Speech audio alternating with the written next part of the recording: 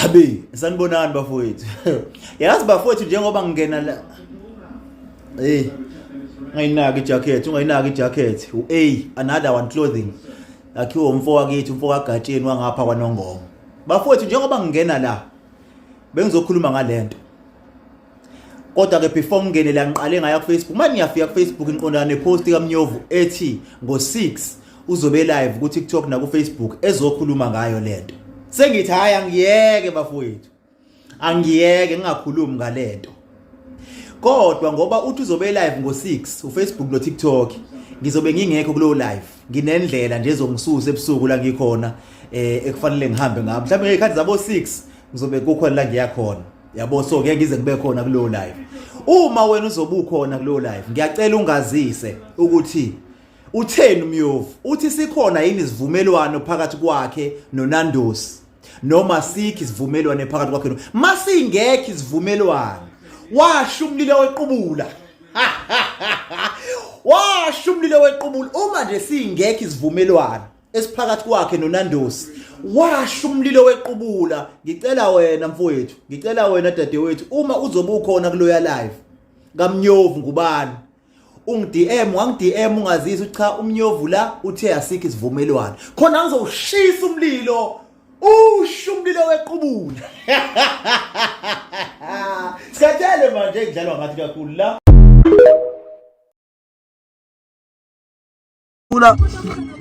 Mayelana nendaba yakwaNandosi ukuthi thatha lento ayinabungozi. Cela ngane nje bafowethu ngobuningi benu ngizochaza kabanzi ukuthi kusuka kuzokwenzakalani. Indlonje lento lokhongo. Wathathwa lento kwaphela. Lento sinayo. La ebhuthini. Lo sibona sibuqamama nje nendlala. Sibuqamama nje goli sibona. Sibuqamama kudelele nendlala. Mfowethu, umuntu ohlala khona umbuzi. Umuntu ohlala khona umbuzi. Nalapha eThekwini sanithanda. Nakhona khona uhlele edrobheni akusibona ngeke usikitshaze silele emkhukweni. Cela ngane ngani zakwethu nje ngobuningi benu ngizoyithula nje lenkulumo mayelana nento yakwaNandosi. Akonakala. Cabanga ukuthi into ezimnandi zodwa amashiki network. Ningathi ngapha ku Facebook ngishishwa i-network. Kanjani kodwa? Hayi ngicanti network nje hlukumezayo. Bafowethu ngicela ngane nje nithi ngane nje ngobuningi. Ngizochaza ngendaba yakwaNandosi. Amashiqe. Amananje. Awudlale ngoma letho maka Enzo. Wenza umsebenzi. Are you still alive? Enza kwethu. Kwathathwa lento kwaphilwa. Inkinga nginazo ngizizwa ngomakhelwane. Banazo ngomakhelwane kancane. Yini le yathathwa? Hawu ijule kakhulu into yathathwa sibe ningavela la live la. Bobaleka bonke la Mashi ngathatha iNandosi. Ngathatha iNandosi. Kwaphileka bafowethu.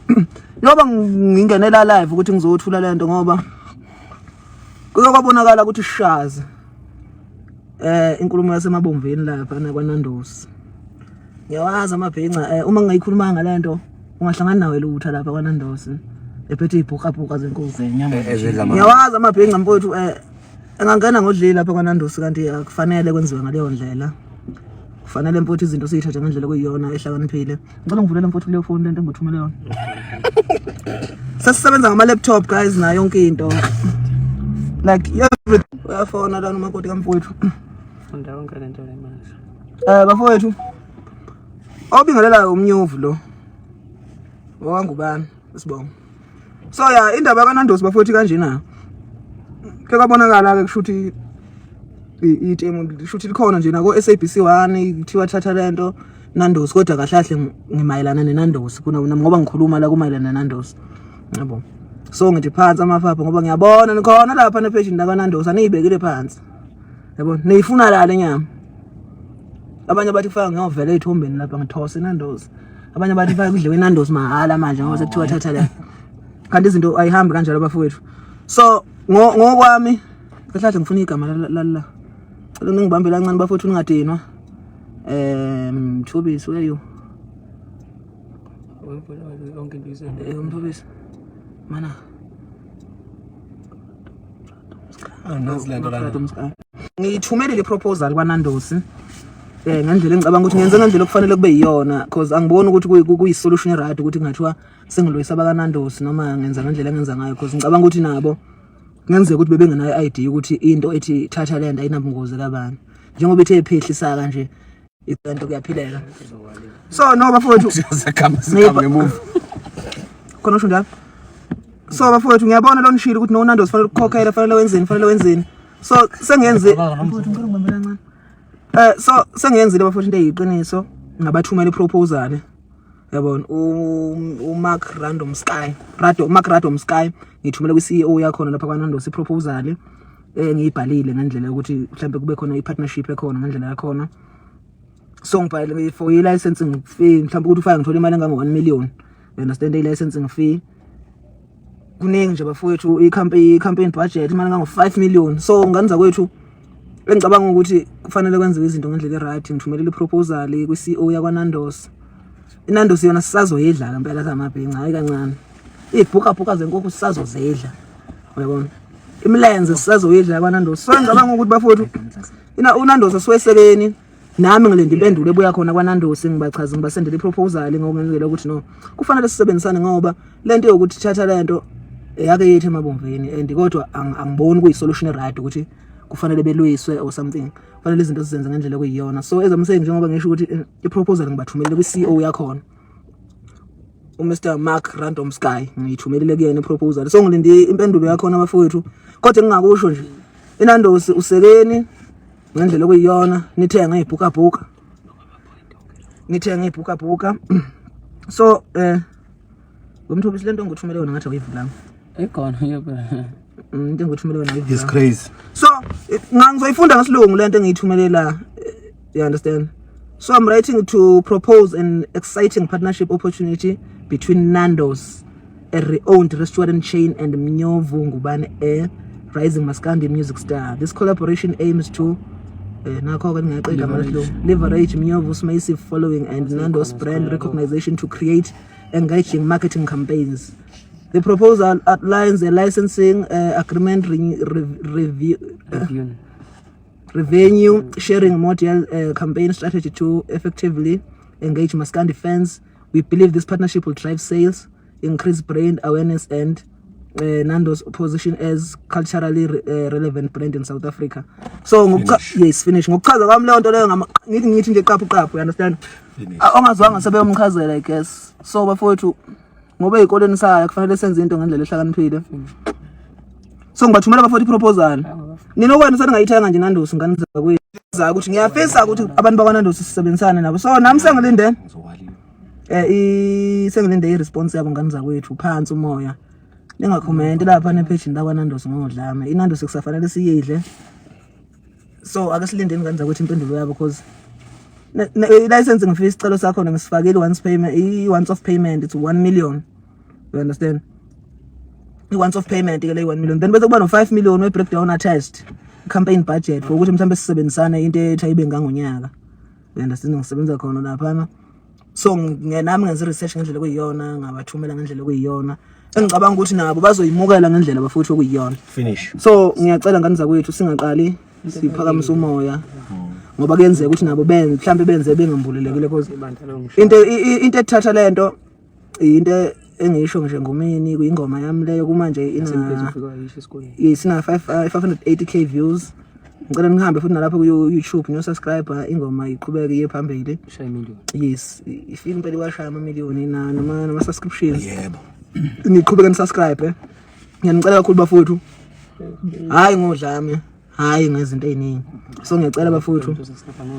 Angivulele umthobisi. Ngifuna ukufunda isilungu. You understand? So guys, as I'm saying, my terms and conditions, we do not hesitate. So ngiyacela nganza ukuthi phansi amaphaphu ngizolonga ni-update futhi nginitshela uma bengangiphendulanga uMr Mark Random Sky because ngiyithumele kwi-CEO yakhona kwaNando's okuyena mangqengqengqo kwaNando's ngiyithumele ilokhu nganini.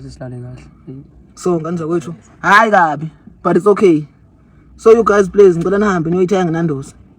Fenisho lapho kusho mina ukuthi akothenga Nando's. Nami nisazongibona ngiyiphethe ngikudla ngiyiluma. Uyabona?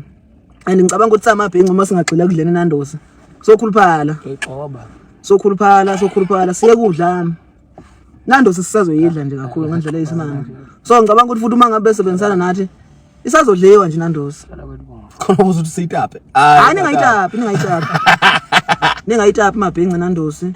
cha ningayitapi nje ningayitapi nje nando sithi ngani ngoqondile yabona so ngicabanga ukuthi nami ngendlela isicelo sami ngisifanga khona iproposal kwaba thi ukuya esikoleni kancane so iproposal ngendlela engiyibhale ngakhona nangendlela explainer ngakhona because ngibathumele yonke into everything following yami everything yonke into ngomnyuvu banayo so sekuzoba kubona ukuthi bayayiphendula abayiphenduli uma bangayiphenduli siyotapa no ngeke stop angeke stop kodwa ngendlela ebhaleke ngakhona asithembe ukuthi bazoyiphendula ngoba ngiyawazi amabhenga wena awanqeni ukuthi wabone kuthiwa aphethe ibhumbuluzi enkulu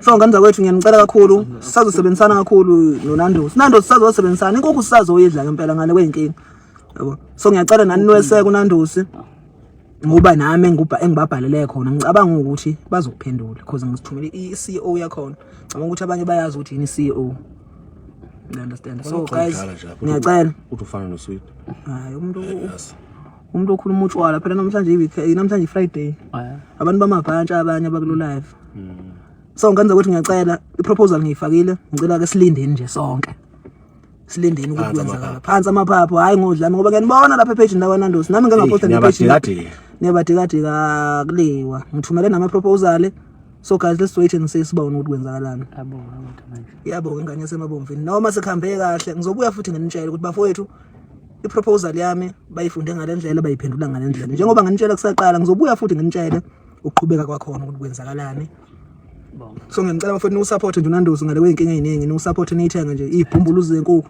nifika nibayatshela ukuthi kwathathwa lento kwaphilwa thathana Nandosi ngale kwenkinga ngisalinde response yakho ngani zakwethu ngiyabonga niqhubeka niyo subscribe lapha ku YouTube channel yami bale mnyuvu ngubani kunabantu engingabaqondi lapha abasuke sebefaka ingoma zami ku YouTube leyo nto izokhatha abantu abaningi nezibhakela ngoba umsebenzi wami lo enisuke ngifuna ukuganga ngawo abantu abajika befaka umsebenzi wami kwezinye izinto so ngiyacela yes ina khona bazoyithola so ngiyacela kakhulu uma ngabe ungena ku YouTube ingoma ethi mnyuvu thatha lento ingaphansi kwe channel ebhale mnyuvu ngubani subscribe ulalela ingoma niyiphinda nje ingoma leyiqhubekile ihambile lokho nami ngibeka amashumi right kakhulu so ithi 8k point something 8000 something ilokhu ama subscriptions not ama views ayolanda 600k manje in 3 weeks so ingoma ihamba kahle kakhulu you understand ngiyanicela bafowethu ngizobuya futhi nginazise uhlelo ukuthi kuqhubeka kanjani khamba kanjani ngiyabonga kakhulu ngani zakwethu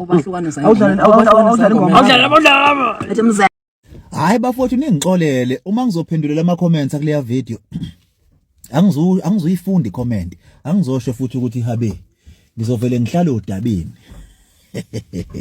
yazi ukuthi umuntu uma ngabe ezokhomenta mina before ngireply noma ngiphendule into engiyenzayo ngiyahamba ngiyongena kwi-account yakhe ngiyomnyusela ama-views emavidiyweni yakhe ngoba ngiyazi izonyuka ama-views bese ngibuka ama-video ambalwa ngibuke yokuqala mhlawumbe ngibuke ngijomba u5 ngibuke enye ngijombe ngibuke enye ngifuna ukuthola isimo somuntu bese ngibuya ngizokhomenta ukuze ngikhomente kumuntu engimaziyo ukuthi kufanele ngidile kanjani naye funeka ngikhulume kanjani mangikhuluma nalo muntu funeka kubalekile nikwakhona ukuthi ngimphendule loyo muntu kodwa le comment le sengiqedile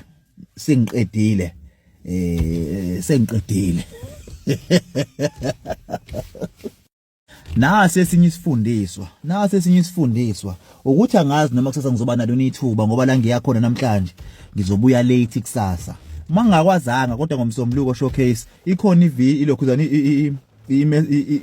comment esengikhethile ukuthi ngizothatha yona ngiphendule ngigoqe ukunivezela bafowethu ukuthi lento yenu yokuveza ukuthi nifundile niyazi indaba zo trademark niyazi indaba zakuyona yonke into esingayiregister akuyona yonke into esingayiregister ukuze umuntu angayintshontshe kodwa ukuthi umuntu angayithatha ayisebenzise for ibusiness lakhe kodwa ngiyabuya bafowethu le eyokugcina njengamanje ngoba benginethuba nje ngisahleli phansi ngikhona la ngiyakhona ngisendleleni kahle nje banibona lelokhuzana uyabona nje suit cover le yabo umuntu nje obuya gqoka amasudu ke ngiyinkinga ngalokho ke ukuthi ngibuye ngigqokela amasudu sihleleke kakhulu siyawagqoka nje amasudu nje sinenqwaba kodwa ngifuna ukuthi bafowethu ngizoyiphendula khona icomment engizophendula kuyona nginigoqele khona nizobona ukuthi bafowethu akufanele niyenze lento ukuthina mina ngizoyikhuluma lento on behalf of ama content creators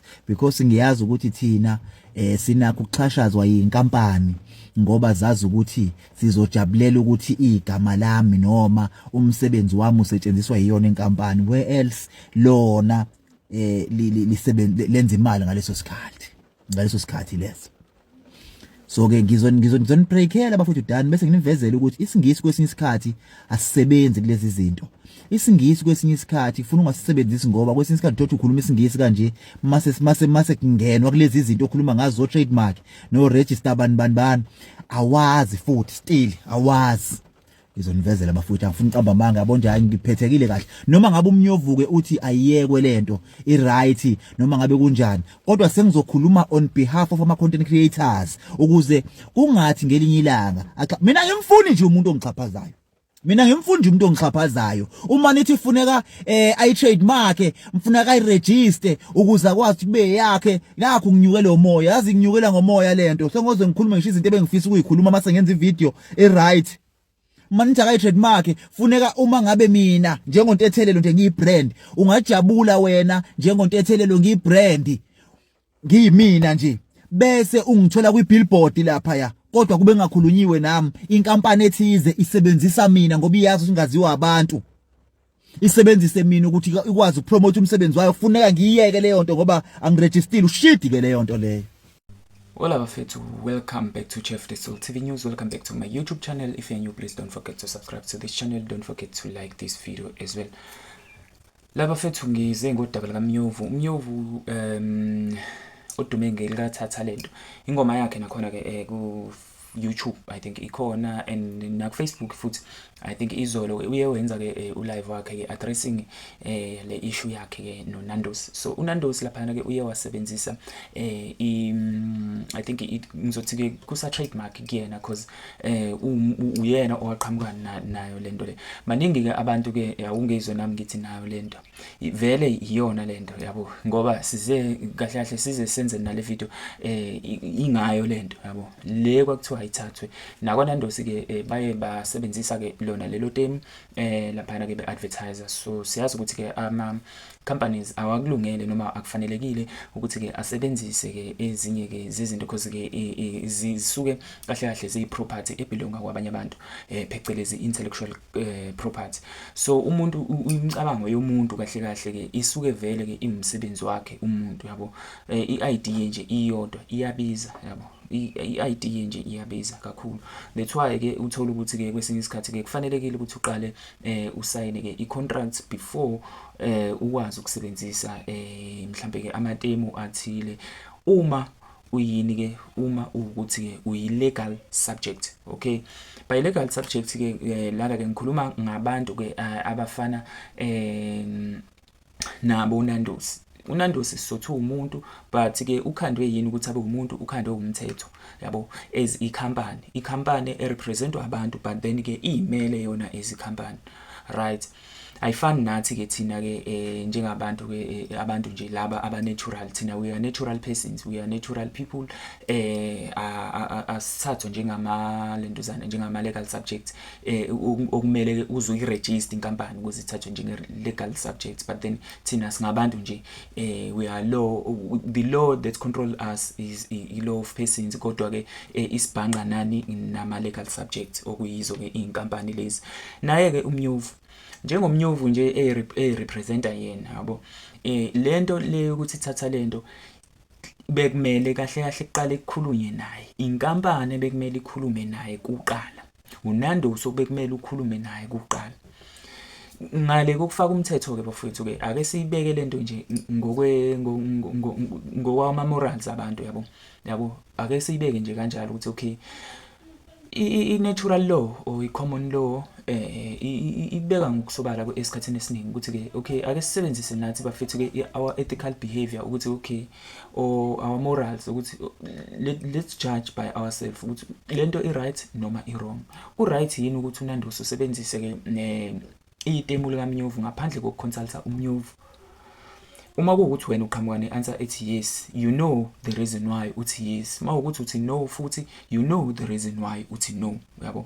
But then ngokwami mina ke ngithi ke bengafanele ukuthi ke uNandosi asebenzise itemu lika Mnyovu ngaphandle kokwazi ukuconsulta uMnyovu kuqala bebenze isivumelwano. Kungani ngisho kanje? Ingoba lento le ngokwebelief yami yokuthi thatha lento iqhamuke naye kube yicreativity yakhe. Even ngisho ingoma ekhona lapha ku YouTube. Yabo mangathiwa ngempela lento iba icase eserious. uMnyovu lento le engayiwina angathi nje ayishiye engathi imile yabo, ngoba le case le ikahle icase elula for yena yabo. If ukuthi ke uNandosi uyadinaya ukwenza ke izinto ke ezizoba kuyifavor yakhe uMnyovu, leso senzo leso singagcine ke sibeka uNandosi ke kwi disadvantage, of which I believe ukuthi ke uNandosi ngoba unama legal advisors yabo, I believe ukuthi ke if bezokwazi ke ngempela ukuconsulta ama advisors abo ngendlela eright, leyo nto leyo izokwenza ukuthi ke lawo ma advisor lawo akwazi ukuthi ke athathe nawo isinqumo esright sokuthi ke uNandosi ke iway forward kube yipi. So for mina njengamanje uNandosi awenze into eright for uMnyovu, and ke leyo nto leyo eright kuzoba ukuthi ke uzwe kuqala njengamanje ukuthi ke uMnyovu ikuphi abekufisa and ikuphi ke futhi ke going forward yipi indlela abangakwazi ukusebenzisana nayo.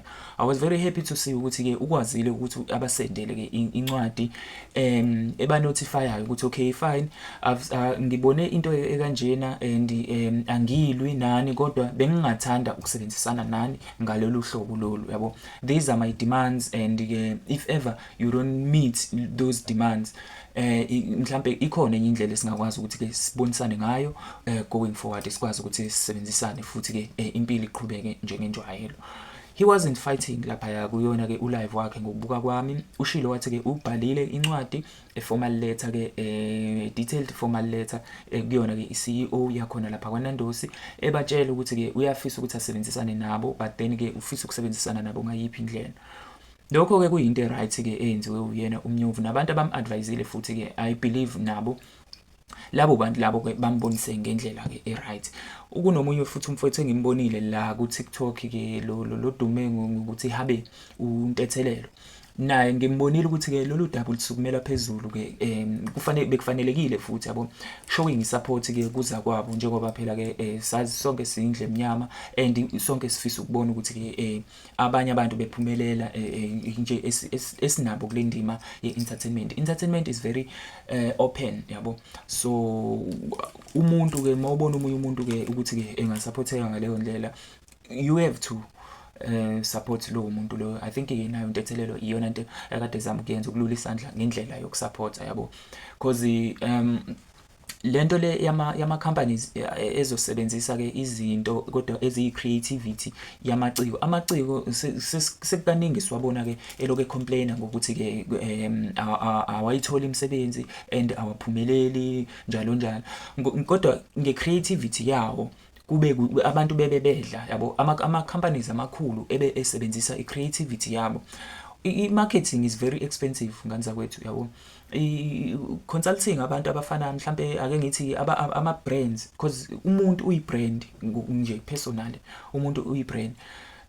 By consulting abantu ke abama creatives abantu abama artists, leyo nto leyo iyakhokhelwa. Ukuhamba nje ukusuka la ake ngenza isibonelo, ukusuka la uye kwiGcokamelisha noma uye kuKhuzana, uthi uKhuzana akeze emcimbini wakho, if advertisela ke ilentuzana ipost noma if ethi ke mina ngizobe ngikwa Max noma ngizobe ngikwabani esho mhlambe ke iClub or iLounge, usuke already seyipromotile ini ivenue yakho yabo, usuke seyipromotile already ini ibusiness lakho olenzayo lapho, because indaba uyibrand naye ene followership eningi yabo. So I think by this time ngokusetshenziswa kwelentuzana kwathatha lento ayinabungozi, baze bathi ayinabungozi lapha ngezansi yabo, bekuyimenu lento le, kodwa manje kuthiwa thatha lento ayinabungozi. Uyabona ukuthi uNandosi lapho ususebenzise ke ilentuzane iproperty yomunye umuntu, that's the intellectual property by someone yabo. So akumele leyo nto le ithathwe phansi noma nje ibukelwe phansi just because ke into ekhulumekayo yabo. uNandosi ubungeke uzuqhamuke naleli temu, kube leli temu alitrend ngalendlela elitrenda ngayo, kodwa futhi ubani olibeke kuleli balazwe uyena ke umnyuva ngithi. So even if you can go to i-YouTube channel yakhe, you will see ukuthi ke even nengoma le i-title yayo ithi thatha lento angithi. So kwakona lokho kukodwa yabo. If ever lento sebesebenzisa le term le abakwaNandosi, that means sebenze njani bona, sebe intruder over ini I trademark ka lekho ngana ka Mnyofu. Akukho right, that is morally wrong yabo. Before nje singene kulento zani kuma legal terms ayo lento le. So I think beku right ukuthi vele ababhalele ke incwadi, a formal letter acknowledging them that ke usebonile ukuthi basebenzise into kanje and uyakubona ke iphutha labo, kodwa ke nabo ke ababe abantu abakwaziyo ukulungisa lelo phutha lelo ngokuthi basebenzisane naye. If ever bekwazi ukwenza lokho, if ever bezokwazi ukwenza lokho, that means bazobe ba abantu abenza ngendlela right, abazobe understand futhi kuzobasiza nabo. I think kuzoba benefit nabo ukuthi ke bayisebenzise leli item leli ngendlela yokukhuleka ke manje, futhi ke bazo even more ngoba amabhinqa azoyithenga even more indaba yeNandosi yabo. This will promote i-business labo, but at the same time futhi ke kube kubagainisa futhi ke nabo laba abangapha kwi-Bhinqa Nation abangapha kuyona lengoma abaqhamuke nalo futhi leli itembu likabani likathatha lento. Angazi bafethu maningi ama comments ke esiwatholayo lapha ya ku TikTok kuyona ivideo ka Ntethelelo, cause uNtethelelo ongisuse kahle phansi. Ngaze ngize nginotice nje indaba yale issue kaMnyovu noNandosi ke uNtethelelo ngibone kuyena ukuthi lo mfethu lo ukhuluma ngalento and futhi ku relevant ukuthi ke engakhuluma ngayo lento yabo. Because if ever sikwazi ukubukela into enjengale phansi, angisho ukuthi khona abantu abayibukela phansi, but then ke if ever bekuyinto ke evele nje yathathwa kancane kanjalo, that means bekuyobe siyabulala ama artists, because baningi abantu abazoqhamuka nama terms kanjalo and inkampani zibone ku useless ukuba consulta. So I think kube into right ukuthi ke isheshe isukunyelwe lento, and the worst part futhi ke iBhinqa Nation ke isupportana ngalendlela ke eyisimanga. So I think if ever ukuthi ke abavumelani nalento le ayiproposile uMnyovu, I think ke kushuthi khona ke okungekho right ke akuyokwenzeka, ngeke ngazi nami. But then if you have anything to say bafethu ke regarding this issue, you can comment on the section down below. Don't forget to subscribe to this channel, don't forget to like this video, don't forget to share as well bafethu yabo. Ngibonge kakhulu bafethu kulabo abakwazile ukuthamela ke le video. Uma kukhona ke esikushiyile okuningi ke sizokuthinta la kuma section yama comments ngezansi ke siloke nje sishaya i-dialogue khona. Kodwa ke ngokomthetho ama rules nje umthetho awushintshi yabo. And into emnandi ngomthetho ukuthi ke uqala kuma morals yabo. Umthetho nje ukuze ube active ucreate kwakhona ukuze kubonakala isidingo somthetho, because angeke sicreate umthetho without any need yabo.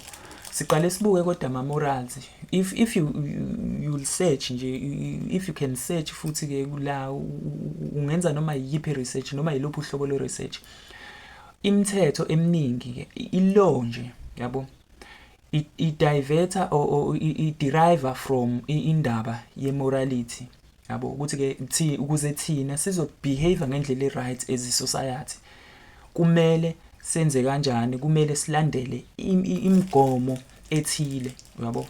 Kukhona ukuthi imigomo ethile iphulwe yabo, kukhona ukuthi imibandela ethile iphulwe. Lapho ke kusuke sekulimitwa ilawo malungelo lawo ngenxa yokubuka isizathu noma ngenxa yokuba reasonable kwaso leso sizathu leso ukuthi okay fine, le migomo le noma lama rights noma le malungelo kumele ke manje ke siye siwalimite ke ngenxa yokuthi ke ilentuzane izenzo zakhona ke ezenzakalile noma into yenzile wena iyaphoqeleka ukuthi ke lelo lungelo lakho sililimite ngaleso sikhathi. For instance nje ukuba free yabo, i-freedom of speech unayo, kodwa manje ke kumele wenze njani futhi, kumele ube umuntu othi mayekhuluma ubheke ukuthi ke awum-affect yini omunye umuntu. If ever usuthe wena wakhuluma mhlambe leyo nto leyo ikhomba ukuhlambalaza omunye umuntu, leyo nto leyo lelo lungelo lakho wena olibiza ngelungelo lakho lokuthi ke you are free, you have a freedom of speech, but then ukhuluma izinto futhi ke ezihlambalaza abanye abantu ezehlisa isithunzi kwabanye abantu, lelo lungelo lakho ke lizolimitwa. uzolimithelwa even ngisho ilungelo lokuthi uphile la nje emphakathini ube kwi-free will. Why ngisho kanjalo? Uzohamba phela uyogcinwa lapha ngaphakathi, yabo. Ngobani? Ngoba wena uphazamisa amanye amalungelo abanye abantu, yabo. That's where la ulimithelwa khona ilungelo lakho. Uma kuwukuthi ilungelo lakho seliphazamisele omunye umuntu, yabo, kumele ube ne-responsibility ke lapho. Amalungelo azi ukuthi nje ahamba nama-responsibilities at the same time, futhi kumele uwazi ukuthi-ke ayalimithwa if ever there is a need to. Yiyo-ke lento nathi esingayo la. UNandosi yes unelungelo lokuthi u-advertise nawo, usho ngale ndlela le, u-free ukwenza lokho, but une-responsibility ukwazi futhi ukubuyela back to umnyovu. Ngobani? I-property ekamnyovu, i-creativity le abayisebenzisayo, yabo, i-art le abayisebenzisayo, just because ukuthi asiyiboni but siyezwa, yabo, because phela umusic siyawuzwa, ayidwetshiwe yebo lento, kodwa futhi mawusuyibhalile lapha phansi wayenza yadlulisa le message le exact nale message yaqhamuka naloya muntu exact nale message, futhi lo muntu lo ayidlulisa ngomculo wakhe lapha kuma platforms. That means wena ke usuntshontshile lapho, yabo, without even noticing mhlambe kwesinye isikhathi, yabo. I think ke i-engagement ke ye-contract ingena lapho ukuthi okay la ku yabo lento le inzima kakhulu because ithinta intellectual property, ithinta i-contract, ingayifaka ne-crime phakathi. Uyabona ukuthi ke ziningi kangakanani izinto noma ke i-defense ke angayisebenzisa noma ilento zana, indlela angayisebenzisa umnyovu to win this case if ever these people were to deny indaba yokuthi ke asebenzisane nabo ngendlela naye apropose ngayo. But then bafethu ke asikeqi magula kodwa nje besithi akudlulise lokho esikudlulisayo namhlanje kubantu, yabo, ngoba kumnandi ngoba sikudlulisela ngolimi lwakho ke olu-understandayo lwesintu, yabo. Usuyazi ukuthi ke kungani manje if ever kukhona esikushiyayo ngaphandle uyoku-eda wena la ngezansi. Asivalelise manje. Bye bye manje. Danko.